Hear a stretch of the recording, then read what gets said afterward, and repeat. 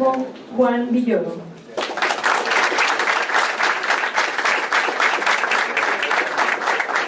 Doctor Raúl Trejo Villalobos. Maestro José Luis Madrigal Frías, como moderador. Asimismo, damos la bienvenida al maestro Iván Camacho Morales, secretario académico de la Universidad Autónoma de Chiapas.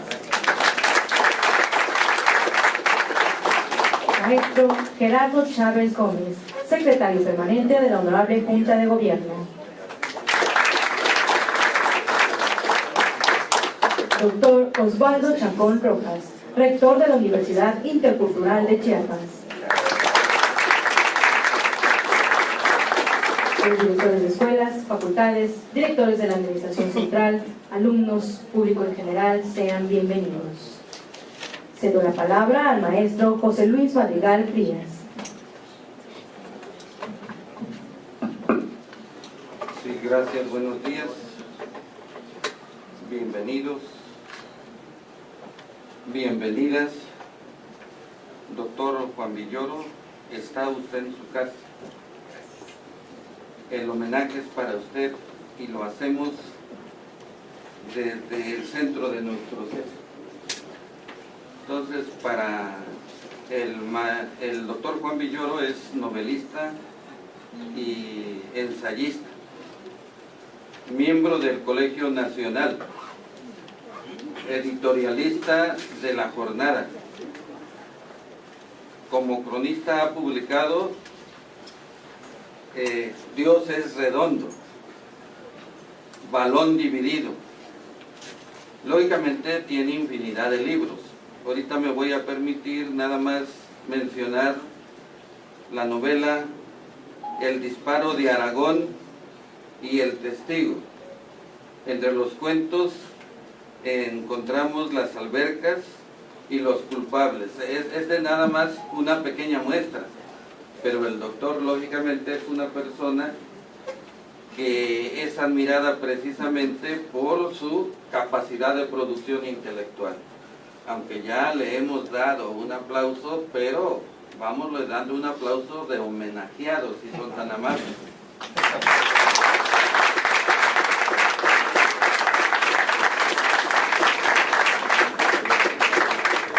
Lógicamente, responsable del homenaje está el doctor Andrés Fábrega Puig. Nació aquí en Tuxtla Gutiérrez. Su padre español, pero su mamá era de aquí, de nuestras tierras. Entonces el doctor Fábregas estudió en las escuelas públicas de aquí de la ciudad. Es egresado del actual UNICACH, aunque antes era el ICACH.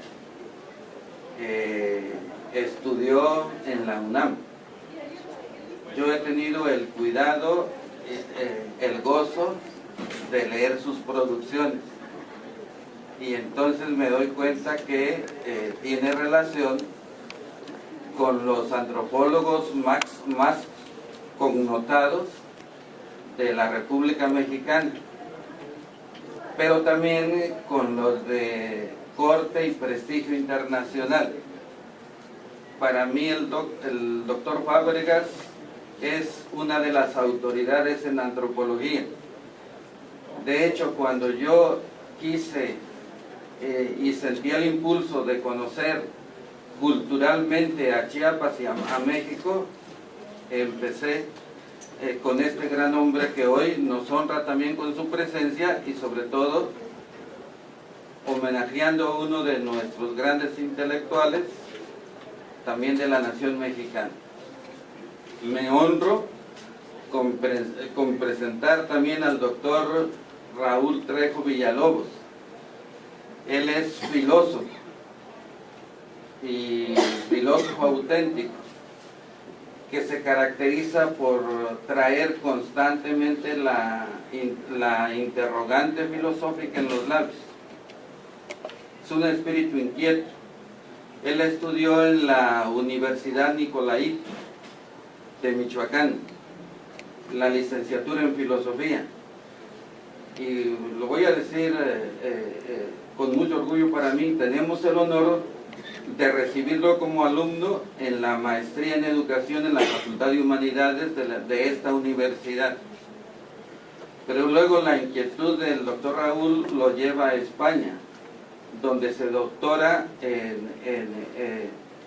en filosofía de la educación.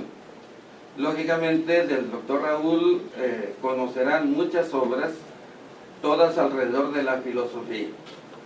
Yo sé que puedo decir infinidad de cosas de los intelectuales que han venido para homenajear al doctor Luis Villoro. En este caso creo que lo oportuno y lo prudente es que les deje la palabra a ellos, y entonces voy a pedirle, si es tan amable, que empiece este acto al doctor Fábregas, pues, si es tan amable. Muchas gracias. Pues buenos días. Yo me siento muy honrado de compartir esta mesa con los colegas que están aquí,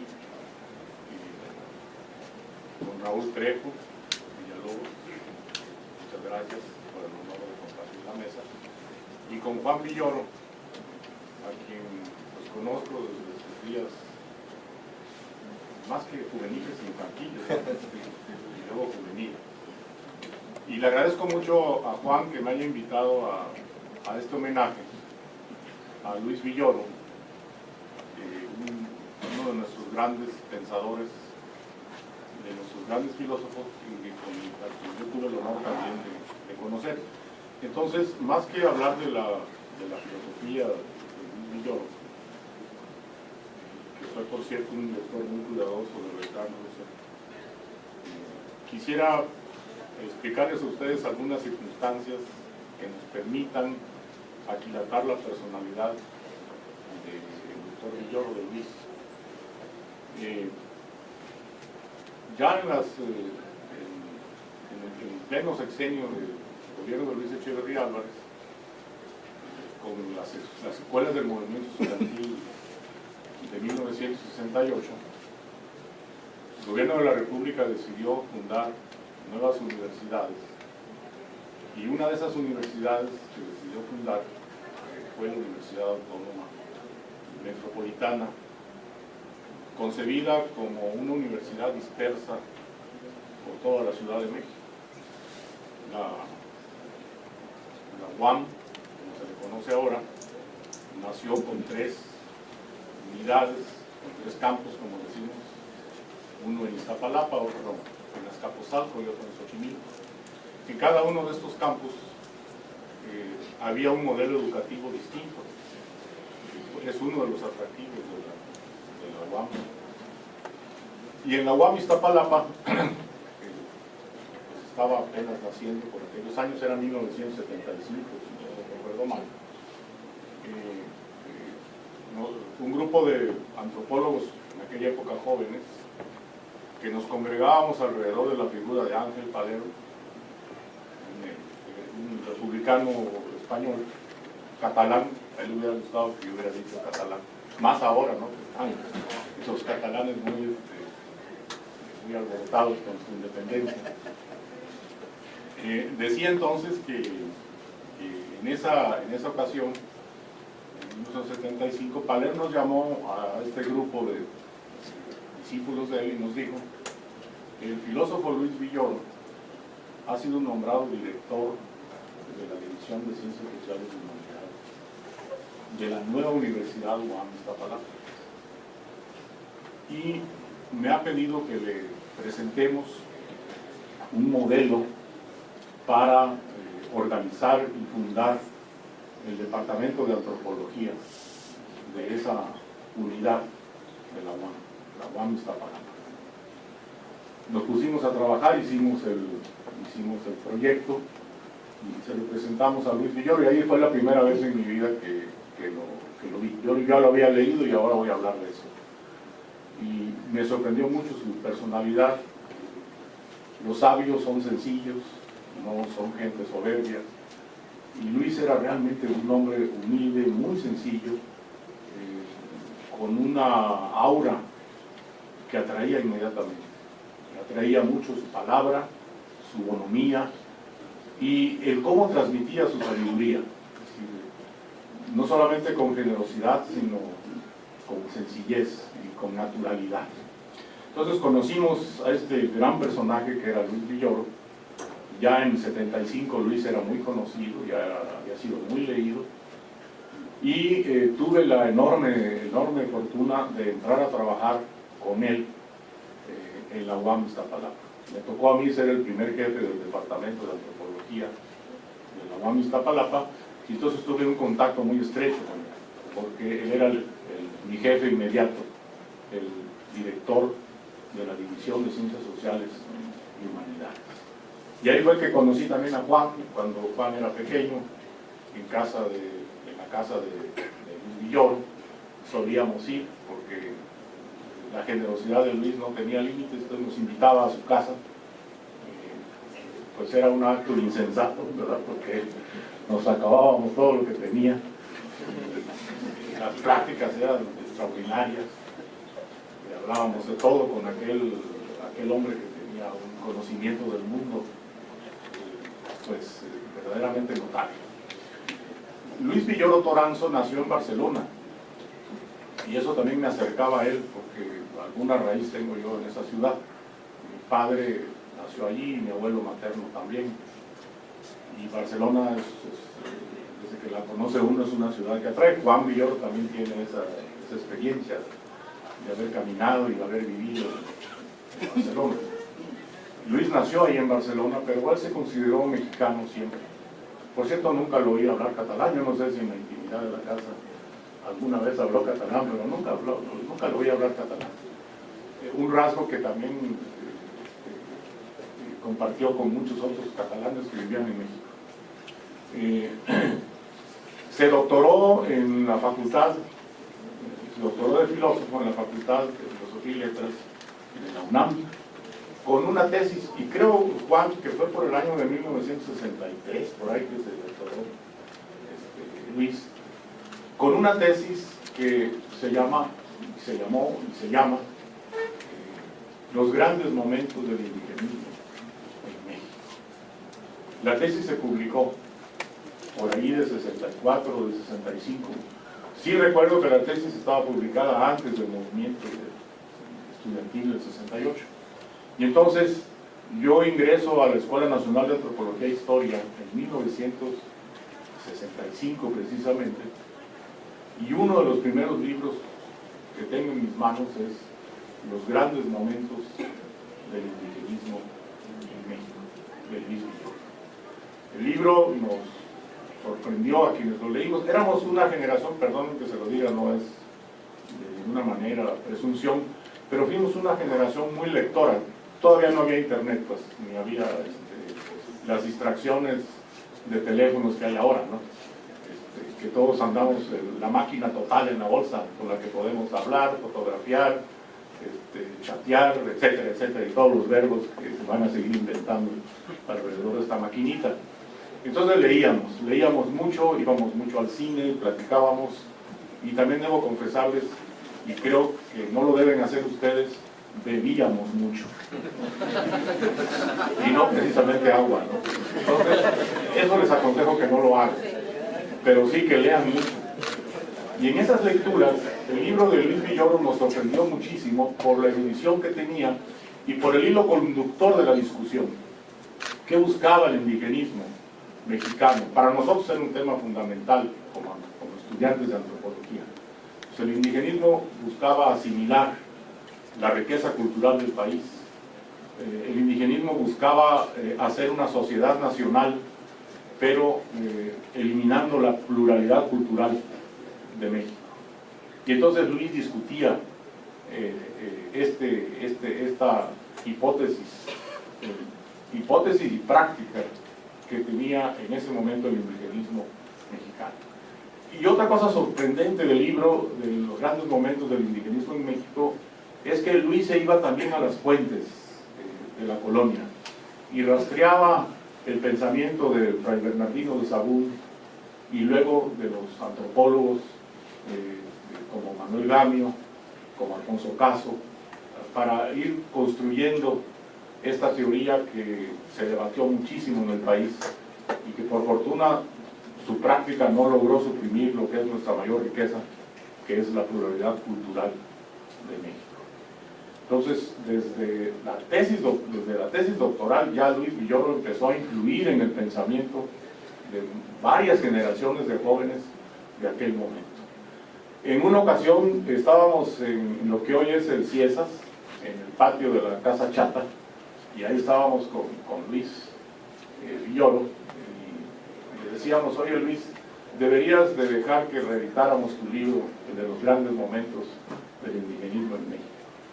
Y Luis nos contestó: los libros, una vez que se publican, se desprenden del autor y tienen su propia vida.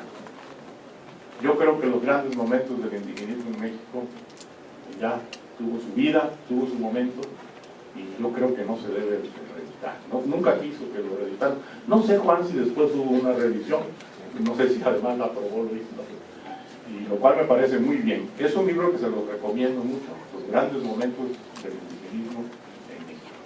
Termino con otra anécdota. Cuando ya se acercaba la lucha por la rectoría, porque son luchas, ¿no?, las luchas por las rectorías universitarias, en la UAM, nos acercamos un grupo de personas de aquel momento, de académicos, y le dijimos a Luis: Luis, queremos que seas nuestro rector de la UAM. Te queremos proponer, vas a ganar, porque la verdad es que como jefe Luis era extraordinario, porque además, fíjense que ser jefe sin ser autoritario es lo más difícil. Y Luis conseguía lo que le daba la gana porque no era autoritario. Nos pedía todo con tanta cortesía, con tanta educación, y ni pensábamos en decirle no. Con qué maestría manejaba los consejos de la división. Era una delicia, de verdad, escuchar a aquel hombre que hacía un uso tan extraordinario, tan sabio de la palabra.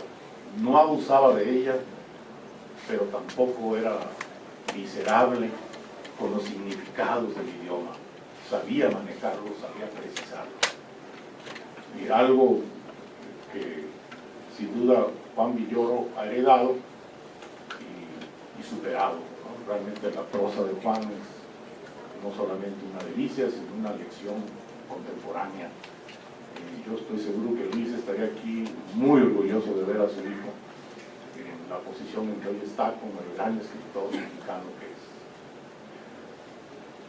Luis nos contestó: yo no quiero ser rector, yo ya cumplí. Yo estoy muy preocupado por México. Me está doliendo mucho el país. No me gusta cómo va el país.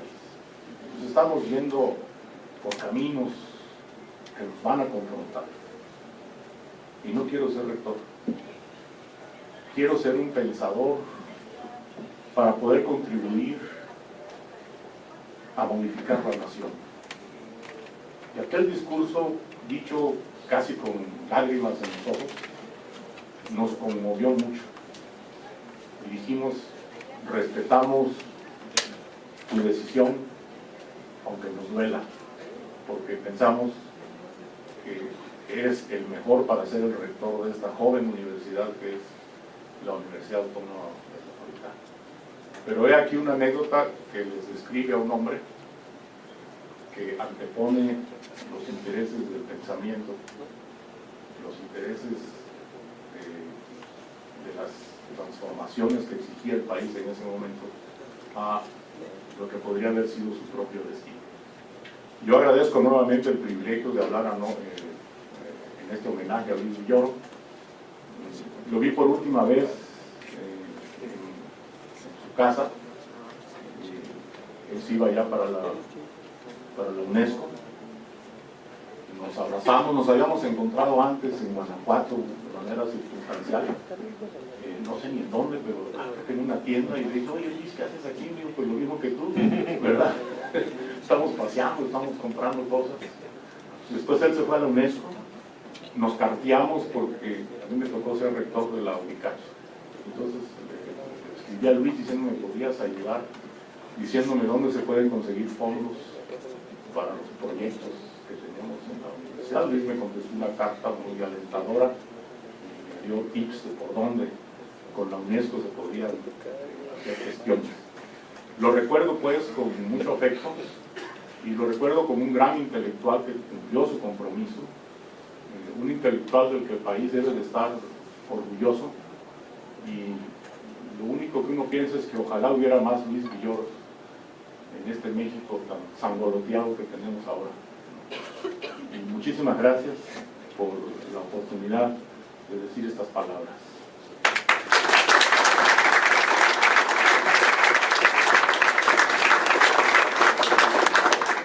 Gracias a usted, doctor. Vamos a pedirle ahora al doctor Raúl Trejo que dé continuidad para que este acto lo cierre el doctor Juan Villoro. Doctor Raúl, por favor.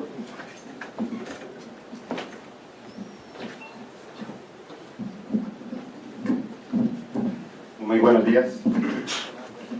Bueno, pues una vez más, muchas gracias a José Luis Abreu, a los organizadores de la feria, a las autoridades universitarias por permitirnos un espacio donde por primera vez efectivamente se realiza un coloquio de filosofía contemporánea de estas dimensiones, donde estemos hablando no solamente de la filosofía contemporánea en general, sino también y en particular de uno de los grandes filósofos que ha tenido México en el siglo XX, sin lugar a dudas.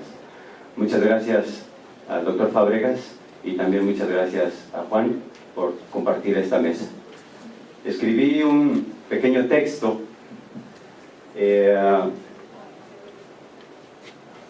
las circunstancias y no sé, algunas otras cuestiones. Yo nada más vi en persona y estuve cerca de Luis Villoro en una ocasión, en 1992, en la Universidad Michoacana. Y pues fue la primera vez que sabía que existía él, y a partir de allí empecé a conocer sus libros, siendo yo un estudiante de quinto o sexto semestre.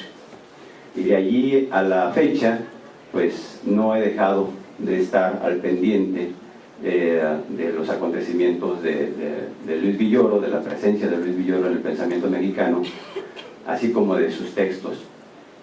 He titulado el libro, el texto, Luis Villoro entre libros, parafraseando uno de sus libros precisamente. Y bueno, voy a darle lectura. Las obras completas de Luis Villoro, me imagino, están por editarse. La tarea, sin lugar a dudas, será ardua, pero no imposible. Según el currículum vitae, publicado en las Memorias del Colegio Nacional en 1978, Villoro tenía publicado hasta ese entonces 4 libros, poco más de 30 artículos y 16 reseñas bibliográficas, independientemente de libros y artículos traducidos. Aquí es necesario precisar que ya se habían publicado Signos políticos y Estudios sobre Husserl, títulos que no sabemos por qué razones no aparecieron. 40 años después, al final del libro La significación del silencio y otros ensayos, editado por la UAM, Patricia Ortiz Flores publica Hacia una bibliografía y hemerografía de Luis Villoro, en donde refiere 20 títulos del libro, 63 ensayos y prólogos en volúmenes colectivos y 121 ensayos publicados en revistas y periódicos, independientemente, una vez más, de traducciones y además de artículos y ensayos que hablan de su obra. De los 20 títulos señalados por Ortiz Flores, es necesario recalcar que algunos de ellos fueron integrados y reeditados en otros libros. Tal es el caso, por ejemplo, de La significación del silencio, que primero apareció como libro en Guadalajara y posteriormente fue incluido en Páginas filosóficas. Al fallecimiento del filósofo, Juan Villoro dijo a La Jornada, antes de advertir sobre la existencia de libros inéditos, casi terminados o en proceso de impresión: hay que poner cuidado en la recopilación de sus libros porque él fue muy desprendido. Entonces no se preocupó mucho de pronto por reeditar volúmenes o por mantener sus derechos de autor activos. Tomando en cuenta lo anterior, a manera de una contribución a la divulgación de las obras de Luis Villoro, en el marco de este homenaje, el propósito del presente texto consiste en reseñar brevemente, apenas indicar, algunos de sus libros, hacer un recorrido cronológico y bibliográfico, atendiendo a un arco de tiempo de casi 60 años. A finales de los 40 y principios de los 50 se conformó un grupo de jóvenes filósofos que se propusieron estudiar y comprender la realidad mexicana, el Grupo Hiperión. En este contexto, el hijo del cielo y la tierra, Luis Villoro, publicó su primer libro, Los grandes momentos del indigenismo en México, en 1950. Sin pretender una historia completa sobre el indigenismo, la pregunta que se plantea responder en este libro es: ¿cuál es el ser del indio que se manifiesta en la conciencia mexicana? Las tres partes que constituyen al texto son a la vez los grandes momentos, a saber, lo indígena manifestado por la providencia, en la que estudia Hernán Cortés y Fray Bernardino de Sahagún. Lo indígena manifestado por la razón universal, en la que aborda Francisco Javier Clavijero, Fray Servando Teresa de Mier y Manuel Orozco Iberra. Y lo indígena manifestado por la acción y el amor, en donde estudia distintos autores, principalmente de la mitad del siglo XX. Dentro de este mismo contexto de la filosofía de lo mexicano, en 1953 publica El proceso ideológico de la Revolución de Independencia, un estudio en que analiza las ideas de los actores de dicho acontecimiento en distintos momentos, desde 1808, en el que hubo varias reuniones en el Ayuntamiento de México para discutir sobre la autonomía del pueblo, hasta 1821, en que se firma el Plan de Iguala, que declara la independencia de México con respecto a España, pasando por la Revolución Popular que se desarrolla y los distintos congresos y primeros documentos constitucionales. Durante la década de los 60, Villoro publicó otros dos libros, Páginas filosóficas, en 1962, y La idea y el ente en filosofía en Descartes, en 1965. El primero de estos es un conjunto de ensayos que aparecieron en distintas revistas entre 1948 y 1960. Y el segundo es un libro unitario, su tesis doctoral. Los títulos de los ensayos revelan en cierto sentido los nuevos intereses del nuevo filósofo, de nuestro filósofo. La reflexión sobre el ser en Gabriel Marcel, Dilthey y Riquet, dos intentos de fundamentación de las ciencias del espíritu, la crítica del positivismo lógico a la metafísica, la filosofía de la India, motivos y justificación de la vocación filosófica, el hombre y el sentido, por mencionar algunos. En el estudio sobre Descartes señala: toda la filosofía de Descartes depende de una doctrina peculiar sobre la idea y sus relaciones con el ente. La idea es un intermediario entre el pensamiento y el ente. Como todo intermediario puede ocultar el ente, pero puede también, por decirlo así, transparentarlo. El propósito de este ensayo es, pues, aclarar las confusiones que se encuentran en la base del cartesianismo, con el objeto de comprender mejor la significación de su descubrimiento. En la década de los 70, Villoro saca otros dos libros, Signos políticos, en 1974, y Estudios sobre Husserl, en 1975. En este último reúne 6 ensayos, y uno de ellos ya incluido en Páginas filosóficas, La constitución de la realidad en la ciencia pura, en el que hace un examen al segundo tomo de ideas de Husserl, dado a conocer en español hace apenas algunos años. Los otros ensayos son Los antecedentes de la reducción fenomenológica, La reducción a la inmanencia, Ciencia radical y sabiduría, La filosofía primera y fenomenología y filosofía analítica. A propósito de este último, advierte Villoro: aunque por mis preocupaciones actuales me encuentro ya muy alejado de esos temas, me he animado a reunir estos estudios con la esperanza de que puedan ser de utilidad a los estudiosos de la fenomenología. En efecto, desde 1967 Luis Villoro, junto con Fernando Salmerón y Alejandro Rossi, ya habían declarado cierta tendencia a la filosofía analítica. Ortiz Flores refiere en su documento 2 opúsculos más, El régimen legal y la idea de la universidad, de 1972, y de la función simbólica del mundo indígena, de 1979. Como resultado de sus estudios en el ámbito del neopositivismo, en la década siguiente publicó Creer, Saber, Conocer, en 1982, y además El concepto de ideología y otros ensayos, en 1985. Reconocido como uno de los máximos aportes a la epistemología, del primer libro Villoro aclara poco antes de morir: Creer, Saber, Conocer no es de filosofía analítica. Es obvio que tiene influencia de la filosofía analítica. ¿Quién no tiene influencia de esa filosofía? Fue muy importante en el siglo XX. Prueba de ello es que el libro termina con una crítica a la filosofía analítica y muestra que hay problemas que la superan y que van más allá. El segundo libro consta de 6 ensayos, a saber, del concepto de ideología, el concepto de ideología en Marx y Engels, el concepto de actitud y condicionamiento socio-nacional, el sentido de la historia y autenticidad de la cultura. Según Ortiz Flores, en 1989 se publicó Sagún, or the Limits of the Discovery of the Others, trabajo recuperado y traducido posteriormente como Estadios en el reconocimiento del otro. Altamente recomendable este texto, sobre todo en la relación de nosotros como mestizos con el mundo indígena. Quienes no tuvieron un acceso a la alteridad de lo indígena y quienes tuvieron un mayor acceso. Entre los que tuvieron mayor acceso está precisamente Fray Bernardino de Sahagún. La década de los 90 es una de las más fructíferas en cuanto a su bibliografía. El pensamiento moderno, filosofía del Renacimiento, de 1992, en México entre libros, pensadores del siglo XX, del 95, La Mezquita Azul, una experiencia de lo otro, del 96, El poder y el valor, fundamentos de una ética política, del 97, Estado plural, pluralidad de culturas, del 98. En el primero de estos, estudia y analiza el cambio de la figura del mundo que generó la modernidad, los logros y excesos de esta por un lado, y por otro propone reencauzar los factores positivos y favorables que la modernidad ha traído consigo.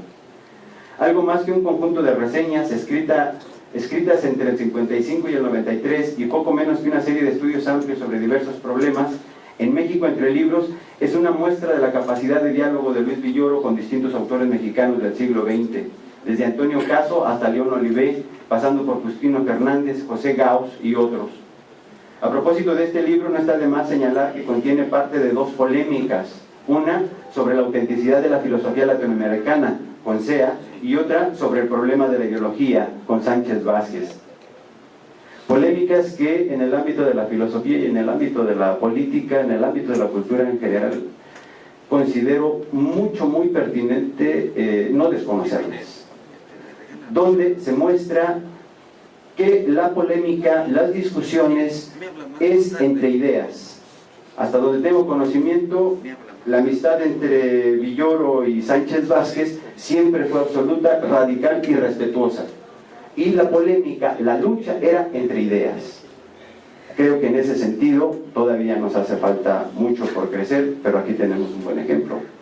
La Mezquita Azul, una experiencia del otro, es uno de los textos en el que Villoro aborda la filosofía de la religión, tema que venía explorando desde un ensayo de 1960, la filosofía de la India, y quizás más antes, si consideramos Soledad y Comunión, del 49. En este mismo año del 96, La significación del silencio tuvo su tercera edición en Verde Alago, una editorial que se ha distinguido por la manufactura de sus libros de bolsillo. 10 años después, en el 2006, nuestro filósofo reunió estos dos ensayos, le agregó el concepto de Dios y la pregunta por el sentido, vías de la razón ante lo sagrado y lo indecible en el Tractatus, y publicó en esta misma editorial Vislumbres de lo otro, ensayos de filosofía de la religión. Pero volvamos a la obra de los 90. Para esto consideramos necesario recurrir a una palabra de Villoro en Creer, Saber, Conocer. Ahí dice: este libro es la primera parte de un trabajo más amplio. Hace 3 años que me propuse estudiar las relaciones entre el pensamiento y las formas de dominación. ¿Cómo opera la razón humana a través de la historia para reiterar situaciones de dominio o, por el contrario, para liberarnos de nuestras sujeciones? Asimismo, consideramos necesario recordar que uno de los últimos capítulos lleva por título Hacia una ética de la creencia. Vistas así las cosas, podemos constatar la continuación de la preocupación epistemológica a la filosofía política con el poder y el valor, fundamentos de una ética política, libro que se compone de 4 partes, a saber, esbozos de una ética del valor, la acción política, pensamiento y cambios políticos y la asociación política. Dentro del mismo ámbito de la filosofía política se inscribe Estado plural, pluralidad de culturas, pero también manifiesta una continuidad con una preocupación añeja, la de las culturas indígenas. De aquí, sobre la identidad de los pueblos, el derecho de los pueblos indios a la autonomía, estadios en el reconocimiento del otro, la alteridad inaceptable, ensayos todos estos contenidos en este libro. En la primera década del presente siglo, además de ver de Vislumbres de lo otro, Luis Villoro publicó De la libertad a la comunidad, que es una conferencia dictada en la Cátedra Alfonso Reyes del Tecnológico de Monterrey en 2001. Los retos de la sociedad por venir en 2007 y por último, La significación del silencio y otros ensayos en 2008. En los retos de la sociedad por venir, Villoro dice: en los 3 temas, la justicia, la democracia, la multiculturalidad, hay que distinguir lo racional de lo razonable. Razonables, en efecto, son las creencias y las normas que no expresan una razón arrogante, sino un ejercicio razonable de la justicia. Razonable es también una teoría política que conduzca a una democracia efectiva y la relación entre culturas. ¿No se supone que tendría que ser razonable si no es excluyente? Incluimos en consecuencia un ensayo final aún inédito, lo racional y lo razonable, cuyas ideas podría permear todos los ensayos anteriores. Con una nota introductoria de Rafael Vargas y Juan Villoro, y con un prólogo, Retratos de Luis Villoro, de Guillermo Hurtado, La significación del silencio y otros ensayos del 2008, se compone de Soledad y comunión, todos los textos en vislumbres del otro, 3 ensayos de Estado plural y pluralidad de culturas, la conferencia de La libertad a la comunidad, un capítulo de los retos de la sociedad por venir y un capítulo de creer, saber, conocer. En la nota introductoria se dice: un sólido hilo conductor los articula, la idea de lo otro, aplicada a 4 campos de enorme relevancia: el lenguaje, la religión, la sociedad, la comunidad. Pensamos este libro como una reunión de textos que puedan atraer al especialista, pero sobre todo al lector con amplios intereses humanísticos. Para Villoro, la filosofía ha sido una forma de vida. Este es un libro de primeros auxilios para pensar con claridad lo eterno y lo cotidiano. Para terminar, solo queremos referir que Mario Teodoro Ramírez, en su libro La razón del otro, estudios sobre el pensamiento de Luis Villoro, del 2010, plantea la dialéctica filosófica de nuestro autor en el marco de la filosofía mexicana del siglo XX en 3 grandes etapas: la de lo particular o filosofía histórica, en la que se distinguen los grandes momentos y el proceso ideológico; la de lo universal o la filosofía teórica, en la que destacan querer, saber y conocer y el concepto de ideología; y la de síntesis o de la filosofía práctica, en la que descuella el poder y el valor, Estado plural y los retos. Para terminar, además de sus referencias bibliográficas, habría que resaltar estos aspectos de su personalidad, sobre todo con algo que trae como anécdota Juan Villoro: sus clases de ética en el estadio. Hablando Juan Villoro de cómo se tratan las aficiones en la Argentina, contrapone el ejemplo de que en CEU, en la universidad, cuando Luis Villoro veía que insultaban al visitante, Luis Villoro llamaba la atención diciendo que los que son de casa tienen que ser respetuosos con el visitante. Eso era una clase de ética, a mi parecer. Muchas gracias.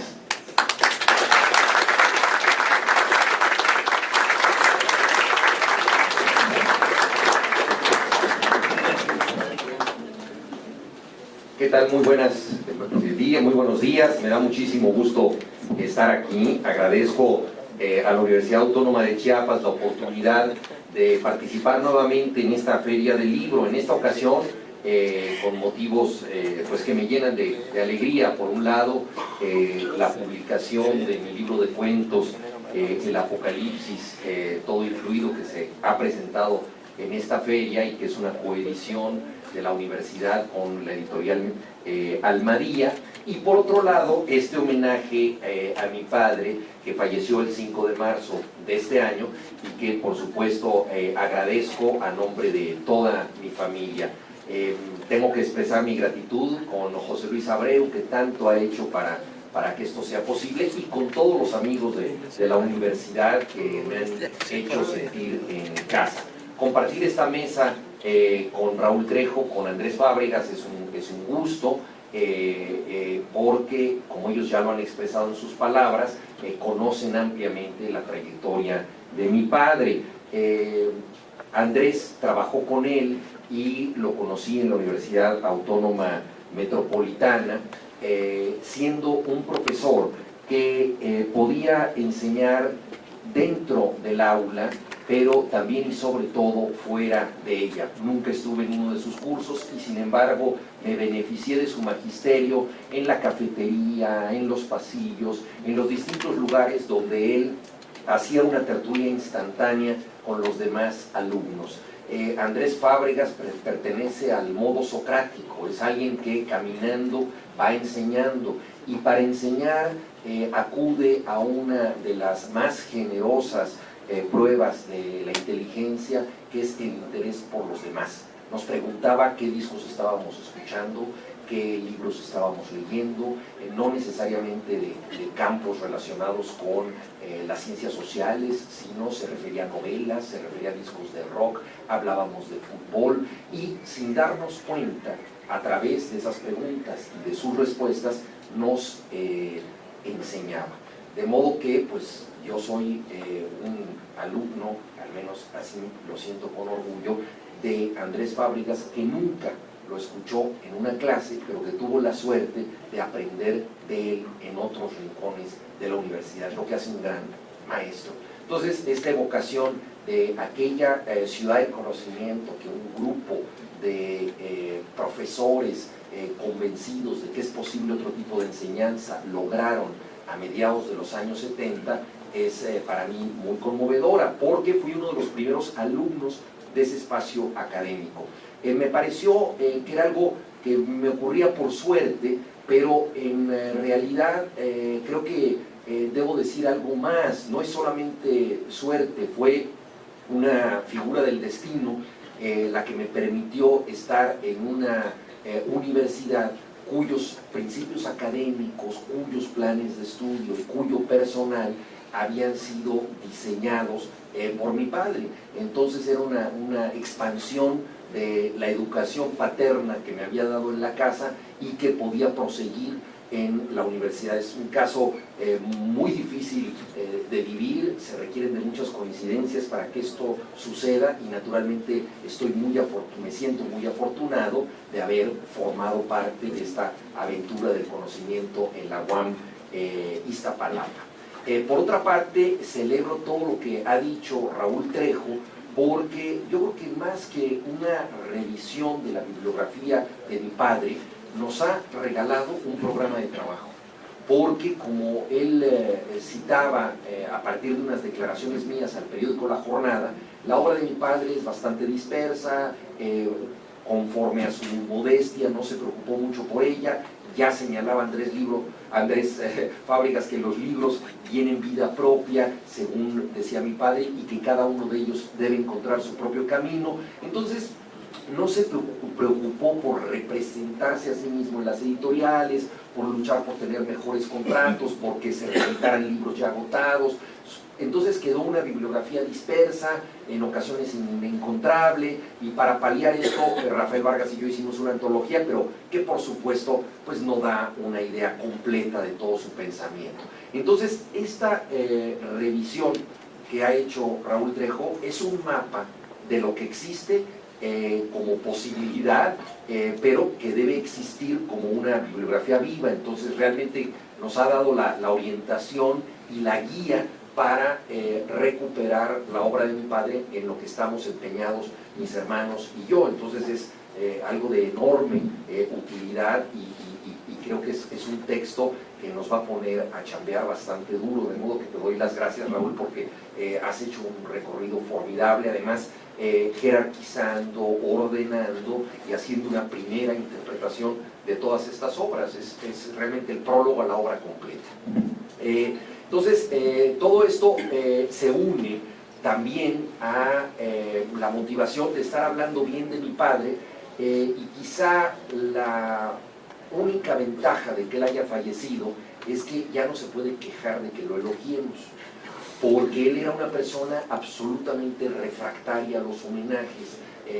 Cuando cumplió 90 años, participó en algunos, pero había que disfrazarlos de discusión de la alteridad o de discusión de la justicia social. En el contexto del cumpleaños de Luis Villoro, no aceptaba que se hablara de él francamente. Entonces, ahora podemos hablar de él encomiándolo sin que esto lo moleste. Yo diría algunas cosas que me parecen centrales respecto a su trayectoria, basándome por supuesto en la perspectiva del hijo. No puedo dejar de ser alguien que no lo ha observado como filósofo, disciplina que no ejerzo, sino como pariente y quizá también un poco como cronista, que es lo que sí soy en la escritura. Entonces he sido testigo de mi padre y quisiera comentar desde esa perspectiva algunas cosas con ustedes. Me parece muy importante señalar que para él la filosofía en realidad fue una forma de vida, fue una conducta que reclamaba una identidad entre el pensamiento y la manera de actuar. En este sentido, él no pensaba que pudiera haber una disociación entre su trabajo universitario, la docencia, la escritura y la manera de actuar en la vida diaria. Y muchas veces yo pude ser testigo de la integridad con la que él reaccionaba ante circunstancias complejas de la vida que no necesariamente eran académicas, pero que tenían que ver con una decisión moral. De manera muy curiosa, en 1958, él tuvo una discusión con su maestro, José Gaos, en la cual él negó que la filosofía fuera una forma de vida. Es un expediente curioso que nos hace pensar que muchas veces los pensadores tienen ideas que luego contradicen. Van a ir afianzando su pensamiento y van a tomar una postura distinta. En 1958, José Gaos reunió a 4 de sus discípulos predilectos, los filósofos Emilio Uranga, Ricardo Guerra, Alejandro Rossi y Luis Villoro, para hacerles una pregunta que él había recibido de su maestro José Ortega y Gasset, que es la siguiente: ¿se debe vivir como se piensa o se puede vivir de una manera diferente a cómo se piensa? Es decir, planteaba Ortega y Gasset y repetía la pregunta José Gaos de si debe haber una identidad moral entre el filósofo y la persona que sustenta a ese filósofo y vive en la vida diaria, tiene un registro federal de causantes, está casado y tiene aficiones, etc. En ese momento, los 4 alumnos favoritos de José Gaos se le voltean y le dicen: para nada, nosotros hacemos filosofía con un rigor técnico, nosotros pensamos por nuestra cuenta, pero nuestra vida privada y lo que hacemos fuera del aula es otra cosa. Nos parece absurdo apoyar la reflexión en la biografía y creemos que esta es una pregunta más religiosa que filosófica. Es decir, se hace una división, digámoslo así, entre la razón pura y la forma de comportamiento que eventualmente podría sustentar esa razón. Y ellos ponen ejemplos: puede alguien ser un cínico terrible y ser un grandísimo filósofo. Da lugar esto a una polémica bastante acre entre los 4 alumnos, que además discuten entre sí.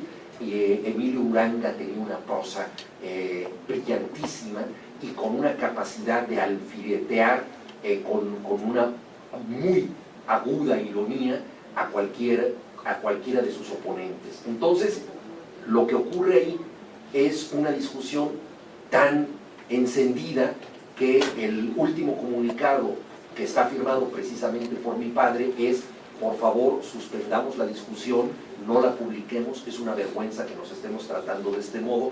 Como ya decía Andrés, él era un hombre que siempre apostaba por la cordialidad y la concordia en el discurso. Dijo, no podemos pelearnos así, y eso queda archivado en un cajón del maestro José Gaos, y se acaba de publicar por primera vez hace un par de años en el Fondo de Cultura Económica, en la biblioteca del estudiante universitario, con el título muy elocuente de Filosofía y Vocación.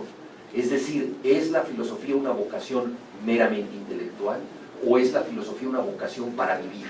Esta discusión, ahora a la distancia, es sabrosísima porque es como una obra de teatro donde 4 personajes se pelean en nombre de la filosofía y están tratando de discutir con su gran maestro y de separarse de él.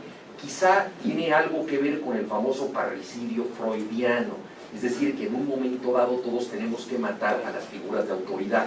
No podemos seguir siendo nosotros los que somos de manera libre y racional si acatamos necesariamente una figura tutelar. Incluso el propio Freud experimentó esta sensación en carne propia cuando fue a Grecia y visitó una ruina y se sintió muy culpable de estar ante una ruina muy hermosa.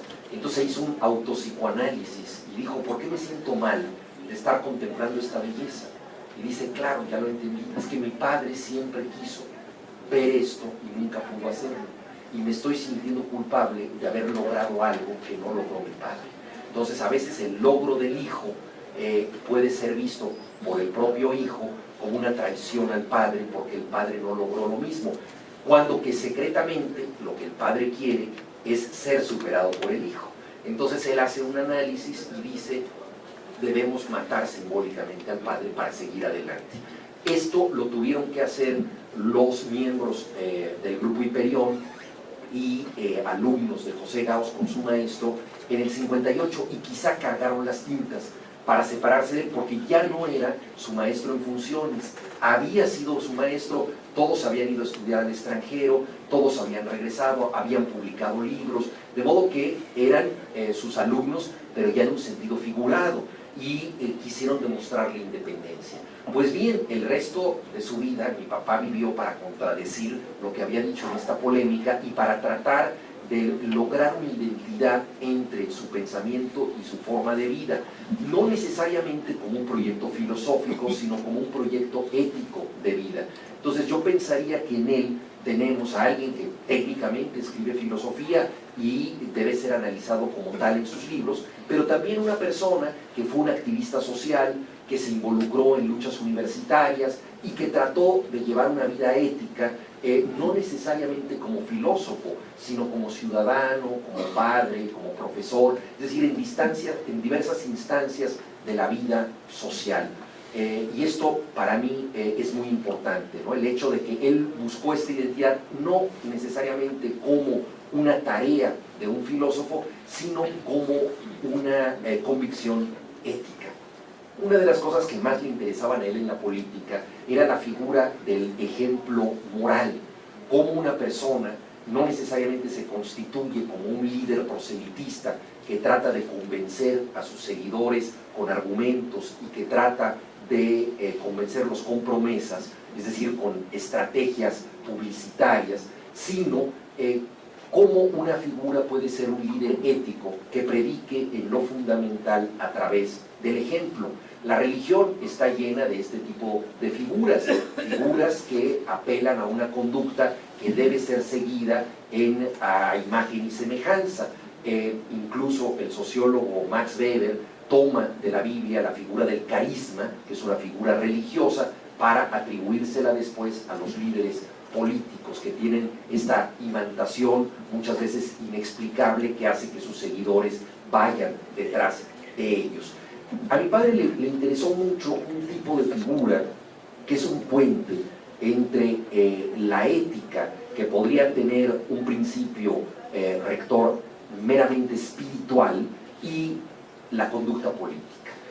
Figuras que son un ejemplo de actitud moral intachable y que no necesariamente actúan con tácticas políticas ortodoxas. Ponía de ejemplo a Martin Luther King, el gran luchador por los derechos civiles de los afroamericanos en los Estados Unidos, y por supuesto el ejemplo que más ponía era el de Mahatma Gandhi, ¿no? Una figura que logra la independencia de la India con una conducta moral de resistencia pacífica y que centra toda su estrategia en el ejemplo, muchas veces en ejemplos que parecen parábolas religiosas. La gran caminata de Gandhi a la ciudad de Dandi, que duró 24 días y que era donde se producía la sal, y donde él dice, los indios estamos luchando por que se derogue el impuesto a la sal. El Imperio Británico minimizó esta lucha porque dijo, una insurrección que lucha por comer sal barata pues no tiene ningún futuro, es algo demasiado precario.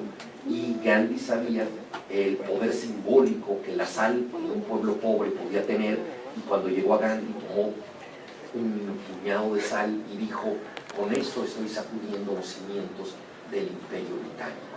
Esto que es tan leve, la sal, va a poner en cuestión todo el imperio, y lo logró imantar a la gente con esta causa tan fácilmente comprensible, tan elemental, porque nosotros hablamos de la sal de la vida. Es como luchar por el agua, como luchar porque el aire no se venda, ¿no? Hay una famosa oda de Neruda al aire, donde le pide al aire que no se venda porque todo lo demás ya se ha vendido. Con ese mismo sentido espiritual, Gandhi logra una rebelión política. Por eso le interesó tanto a mi padre aquí en México el movimiento por la paz con justicia y dignidad, la figura de Javier Sicilia, que aglutinaba un descontento popular en torno a una conducta ética y espiritual. Entonces, este tipo de figuras que son un puente entre lo espiritual y lo político, representan para mi papá también un puente entre su activismo social y su reflexión filosófica. Y él creo que puede ser visto, no le gustaría porque era una persona muy modesta, y obviamente aquella persona que dice de sí misma que es un ejemplo, pues ya no es muy ejemplar, ¿no? Nadie puede autoproclamar, ¿no?, su condición ejemplar, porque entonces se convierte en una persona de autopromoción, no está dando un ejemplo. Y él lo que hizo fue dar un ejemplo, y esto me parece muy importante. En su libro de Teoría del Conocimiento, Creer, Saber, Conocer, él distingue entre el conocimiento, que es evidentemente racional, y la creencia, que tiene un componente espiritual hasta cierto punto indescifrable. ¿Por qué creemos en algo de lo que no tenemos evidencia? Es la principal pregunta religiosa. Tenemos libre albedrío para decidir creer en algo que no nos consta, podemos hacerlo. Pero entonces el sistema de creencias que tiene que ver con la fe busca otro tipo de figuras que son más bien figuras ejemplares. Entonces en esta categoría del ejemplo yo encuentro una figura puente para entender a mi padre y para entender sus intereses. Y ahí Chiapas jugó un papel definitivo en su vida, y no puedo dejar de decir esto para concluir mi exposición. Él nació en la ciudad de Barcelona, igual que el padre de Andrés Fábregas. Llegó tardíamente a México porque primero su padre murió cuando él tenía 9 años, y su madre, que era de San Luis Potosí, se encontró en España con 3 hijos poco antes de la Guerra Civil Española, y mandó a sus hijos a estudiar con los jesuitas. Mi padre creció en internados de jesuitas, su hermano fue sacerdote jesuita y abogado, y él regresó a México cuando empezó la Segunda Guerra Mundial, a inscribirse en la escuela bachilleratos, que era la preparatoria de los jesuitas. Llega tarde a México y él describió muchas veces una escena que lo estrujó mucho. Su familia vivía de producir mezcal en el estado de San Luis Potosí, y él fue a visitar una de esas haciendas mezcaleras, y de pronto se encontró en un sitio semidesértico donde todos los peones de la hacienda se habían formado ante él para besarle la mano, porque era el patroncito que llegaba a conocer su propiedad. Él no tenía la menor idea de que era ese rancho, nunca había estado ahí, el dinero de la familia había llegado de ese lugar. Entonces él dijo, bueno, yo era un muchacho de 16, 17 años al que hombres curtidos por el sol y lastimados por el trabajo le besaban la mano. Y le pareció que estaba, como lo describió Alexander von Humboldt, en el país de la desigualdad. Y dijo, no puede ser que esta sea mi patria. Tuvo un momento de repudio ante una sociedad tan desigual, sobre todo porque se dio cuenta de que él formaba parte de los opresores. Es decir, no solamente se trataba de una injusticia social, sino que él estaba del lado de la injusticia, y decidió corregir esto, y a través de la filosofía encontró un primer vínculo para hacerlo en el indigenismo. ¿Cómo entender un país tan bárbaro, tan roto, tan injusto, tan desigual como México, que al mismo tiempo tiene grandes riquezas? Entonces recuperó los pasos de los primeros misioneros ilustrados que trataron de comprender al otro en la figura del indio, los primeros indigenistas que los estudiaron, Sagún, Tatabasco, Clavijero, etc. Y a partir de eso empezó a recuperar el país gracias a otros que antes habían hecho lo mismo, y a encontrar un sentido de vida y de valor a través de ellos. Su primer libro tuvo que ver con esto, ya lo dijeron tanto Andrés como Raúl, Los grandes momentos del indigenismo en México. Fue su tesis de doctorado.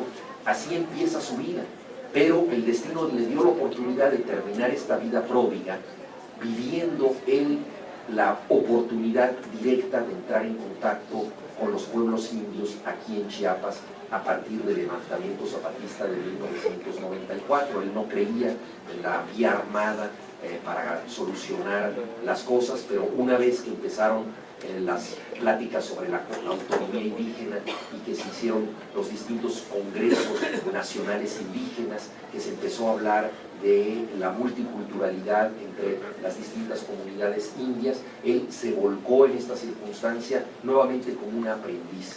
Nunca trató de imponerle una idea a los pueblos indios, aprendió de ellos y pudo actuar en forma continua. Acuciosa bibliografía trazada por Raúl, porque es inédito, se llama precisamente La Alternativa.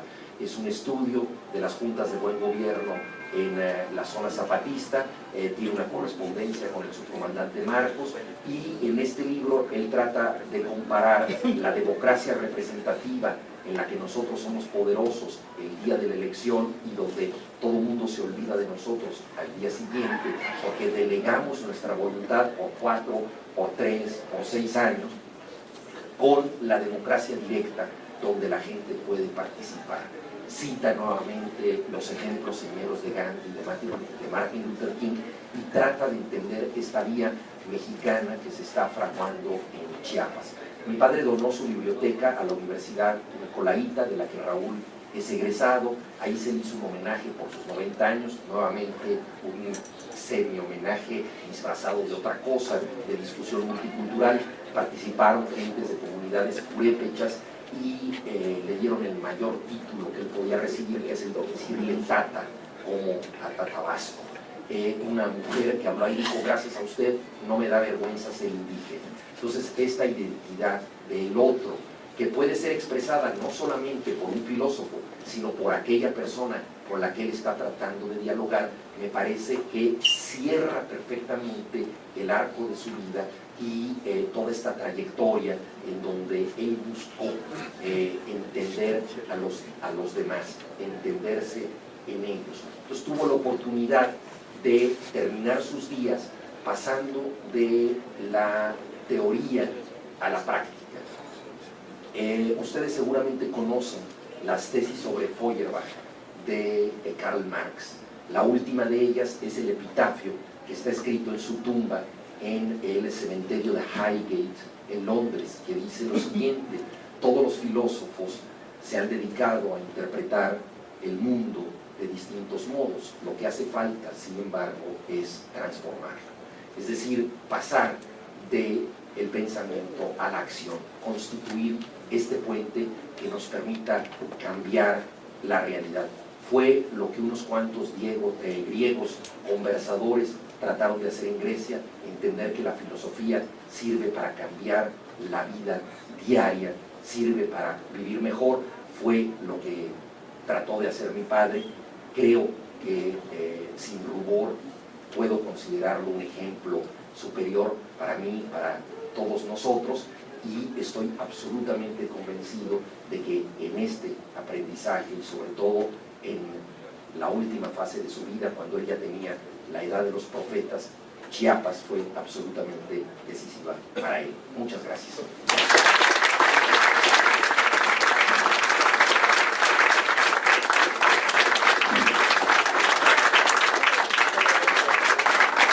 Invitamos al maestro Iván Camacho Morales, secretario de la universidad, a hacer entrega de reconocimientos.